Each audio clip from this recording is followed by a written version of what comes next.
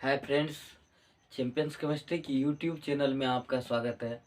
आज हम आप लोगों को कुछ क्रैश कोर्स के वीवीआई क्वेश्चन जैसे पी ब्लॉक एलिमेंट का कुछ क्वेश्चन हम इस वीडियो में डाल रहे हैं। इसके बाद जो डालेंगे तो वो अगला लेक्चर होगा। अगला लेक्चर में कुछ डलाएगा क्योंकि एक लेक्चर में ये अट नहीं पाएगा। तो ध्यान में रखिएगा, आप लोग इस चैनल को देखें, इस वीडियो को देखें और लाइक सब्सक्राइब आप लोग ज़रूर करें ताकि आने वाला नोटिफिकेशन अगला वीडियो का आपको पहुंच सके। तो आप लोगों को सबसे पहला पी ब्लॉक एलिमेंट हम आज देखें। P block element, P block element का परिभाषा होता है जिस तत्व का लास्ट इलेक्ट्रॉन पी ऑर्बिटल में होता है। जिस तत्व का लास्ट इलेक्ट्रॉन किस में होता है? पी ऑर्बिटल, उसको हम लोग पी ब्लॉक एलिमेंट कहते हैं। इसका जो विद्युतीय विन्यास होता है NS122 NP126 होता है। इसका विद्युतीय विन्यास क्या होता है? NS122 NP126 होता है। तो जिसका लास्ट इलेक्ट्रॉन पी कक्षा में उसको पी ब्लॉक एलिमेंट, इसका विद्युतीय विन्यास NS122 NP126 होता है। आप लोगों को यहाँ तक कोई दिक्कत? आप लोग तो आप लोग पी ब्लॉक एलिमेंट का इलेक्ट्रॉनिक विन्यास होता है NS122 NP126। ये विन्यास जो है ऑब्जेक्टिव में बराबर पूछता है, आप लोग इसको याद रखें। इसका सबसे पहला हम क्वेश्चन देने जा रहे हैं जो औद्योगिक विधि के द्वारा, औद्योगिक विधि के द्वारा, औद्योगिक विधि के द्वारा अमोनिया के उत्पादन को, औद्योगिक विधि के द्वारा अमोनिया के उत्पादन को लिखें। औद्योगिक विधि के द्वारा अमोनिया के उत्पादन को लिखें। क्वेश्चन है औद्योगिक विधि के द्वारा अमोनिया के उत्पादन को लिखें। औद्योगिक विधि के द्वारा अमोनिया के उत्पादन को लिखें। और देकर के क्वेश्चन इसी में पूछता है हेबर विधि के द्वारा, हेबर विधि के द्वारा, हेबर विधि के द्वारा अमोनिया के, अमोनिया जिसका संकेत होता है NH3, अमोनिया के उत्पादन को लिखें।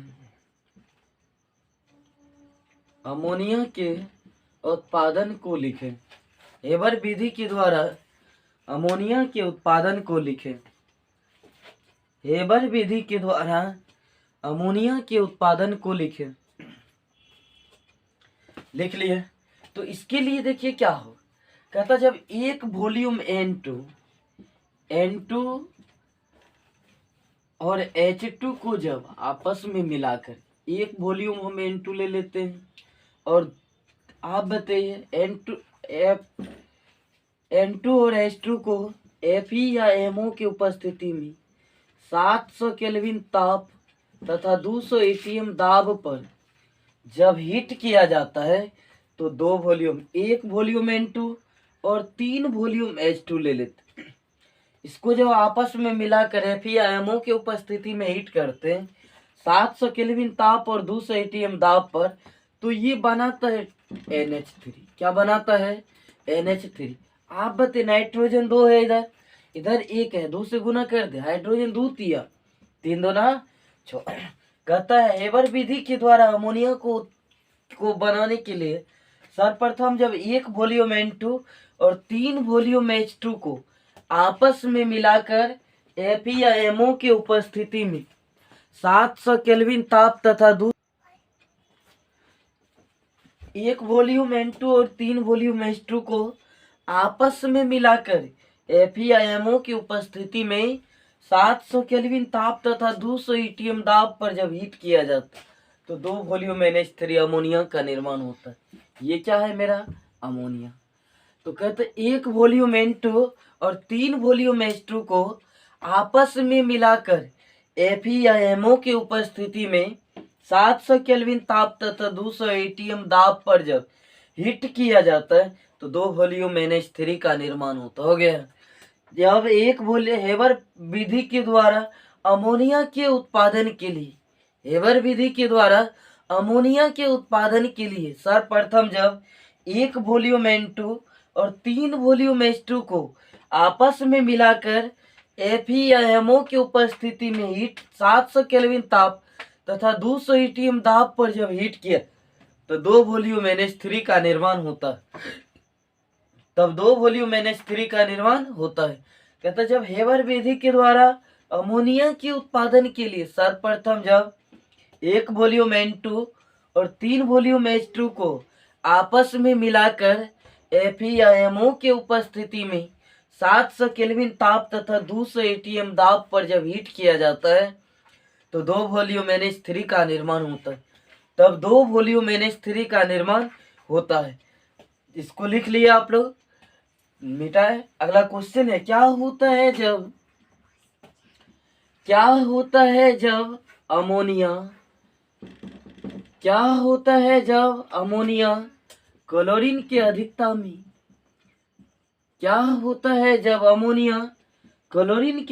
में अभिक्रिया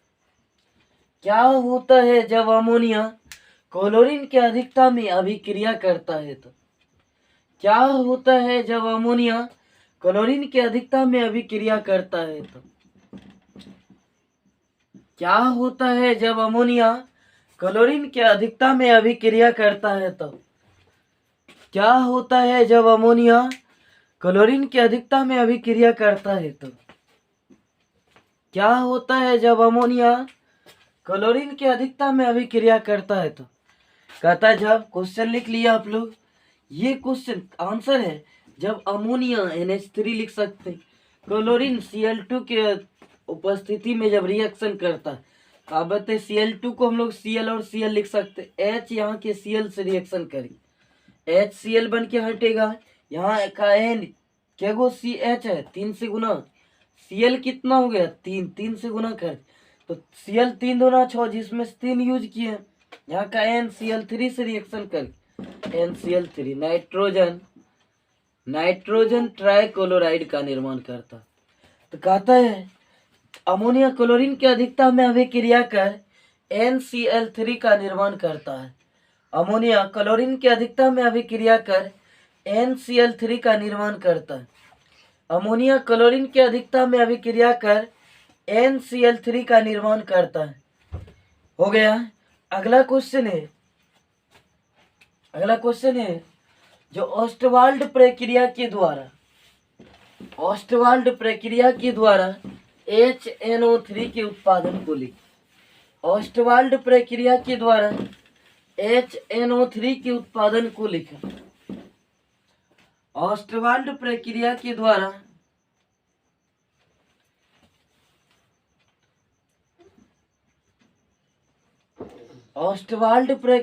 द्वारा नाइट्रिक अम्ल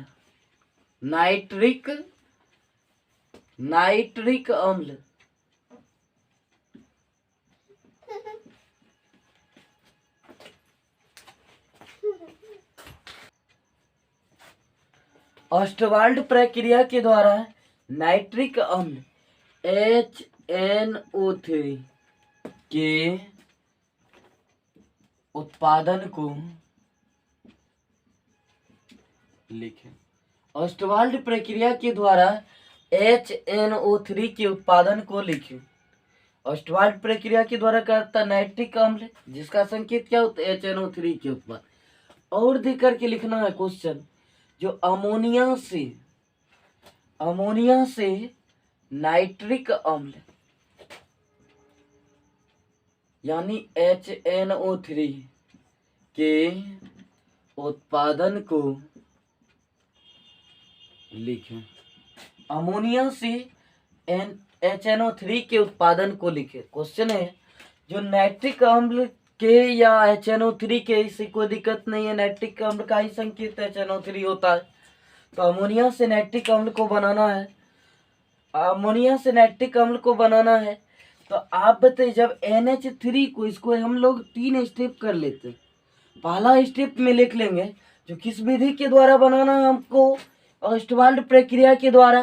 तो ऑस्टवाल्ड प्रक्रिया के द्वारा जब नाइट्रिक अम्ल को बनाते हैं तो इसको बनाने के लिए सबसे पहला स्टेप होता है जो NH3 को एयर में हीट किया जाता है। इसीलिए कहता है दूसरा क्वेश्चन हम दिए जो अमोनिया से नाइट्रिक अम्ल, क्योंकि NH3 का नाम अमोनिया, अमोनिया को जब एयर में हीट करेंगे तो NO का निर्माण होगा, तो इसलिए हम लोग NH3 से ही भी अमोनिया से ही भी हम लोग नाइट्रिक अम्ल का उत्पादन करते। तो NH3 को जब एयर में हीट किया जाता तो NO का निर्माण होता है, NO का निर्माण होता है। एक ऑक्सीजन का वैलेंसी दो, दो का 4, इसका ही क्रॉस मल्टीप्लिकेशन होगा, इसमें 4 से गुना। अब देखिए हाइड्रोजन इधर कितना है, 4 तिया 12, लिख सकते 6H2O। ऑक्सीजन से रिएक्शन करके 6H2O बना ले। नाइट्रोजन कितना हो गया, 4, 4 से गुना कर दे। इधर ऑक्सीजन 6 4 5 दूना, तो कहता फर्स्ट स्टेप ऑस्टवाल्ड प्रक्रिया के द्वारा नाइट्रिक अम्ल के उत्पादन के लिए सर्वप्रथम जब NH3 को एयर में हीट किया जाता है तो NO का निर्माण होता है। सर्वप्रथम जब NH3 को एयर में हीट किया जाता है तो NO का निर्माण होता है। ऑस्टवाल्ड प्रक्रिया के द्वारा नाइट्रिक अम्ल के उत्पादन के लिए सर्वप्रथम जब NH3 को एयर में हीट किया जाता है तो NO का निर्माण होता है। सर्वप्रथम जब NH3 को एयर में हीट किया जाता है तो NO का निर्माण होता है। फर्स्ट स्टेप हो गया जो ऑस्टवाल्ड प्रक्रिया के द्वारा नाइट्रिक अम्ल के बनाने के लिए सर्वप्रथम जब NH3 को एयर में हीट किया जाता तो NO का निर्माण होता है। जब NH3 को एयर में हीट करेंगे किसका निर्माण होगा। दूसरा स्टेप है, पुनः कहता है जो NO को जब एयर में हीट करते हैं, पुनः जब NO को एयर में हीट करते हैं तो NO2 का निर्माण होता है। इधर ऑक्सीजन देखिए 2 1 3 विषम है, ये बैलेंस तो होगा नहीं, इसलिए अपने मन से इसमें 2 से गुना कर देते हैं। तो नाइट्रोजन 2 दूना, नाइट्रोजन 2 ऑक्सीजन 2 दूना, तो 2 और 2 4। तथा पुनः जब NO को एयर में हीट किया जाता है तो NO2 का निर्माण होता है। दूसरा स्टेप हो गया, पुनः जब NO को एयर में हीट किया जाता है तो NO2 का निर्माण होता है। पुनः जब NO को एयर में हीट किया जाता है तो NO2 का निर्माण होता है।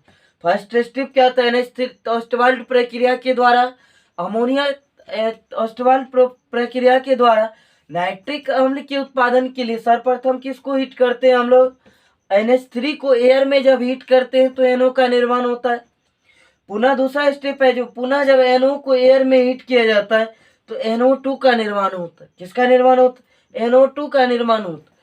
पुनः जब, लेकिन जब कहता है NO2 को वाटर में डिजल्व करते, थर्ड स्टेप देख, तो दूसरा स्टेप क्या हो जाए, पुनः जब NO को एयर में हीट किया जाता है तो NO2 का निर्माण होता है। पुनः जब NO को एयर में हीट किया जाता है तो NO2 का निर्माण होता है। तीसरा स्टेप है, स्टेप थर्ड है जो पुनः जब NO2 को वाटर में जब डिजल्व किया जाता है तो HNO3 और HNO2 का निर्माण होता है। इसको हम लोग कहते हैं नाइट्रिक एसिड, इसको हम लोग कहते हैं nitrous acid, nitrous acid, nitric acid और नाइट्रस एसिड का निर्माण होता है। अब बताइए इधर नाइट्रोजन 1 है, इधर 1 1 2 है, इसमें क्या करेंगे हम लोग 2 से गुना कर देंगे। ऑक्सीजन 2 2 ना 4 1 5 3 2, हाइड्रोजन 2 1 1 2, कोई दिक्कत। कहता पुनः लेकिन जब NO2 को वाटर में डिजल्व किया जाता है तो HNO3 और HNO2 का निर्माण होता है। लेकिन जब NO2 को वाटर में डिजल्व किया जाता है तो HNO3 और HNO2 का निर्माण होता है। लेकिन जब NO2 को वाटर में डिजल्व किया जाता है तो नाइट्रिक एसिड का निर्माण होता है। पुनः जब NO2 को वाटर में डिजल्व किया जाता है तो नाइट्रिक एसिड का निर्माण होता है। पहला स्टेप था जब NH3 को एयर में हीट करेंगे NO का निर्माण, दूसरा था जो पुनः NO को एयर में हीट करेंगे NO2 का निर्माण, तीसरा था NO2 को जब एयर में तो वाटर में डिजल्व करेंगे तो नाइट्रिक एसिड और नाइट्रस एसिड का निर्माण होता है। पुनः जब नाइट्रिक एसिड और नाइट्रस एसिड का निर्माण होता है।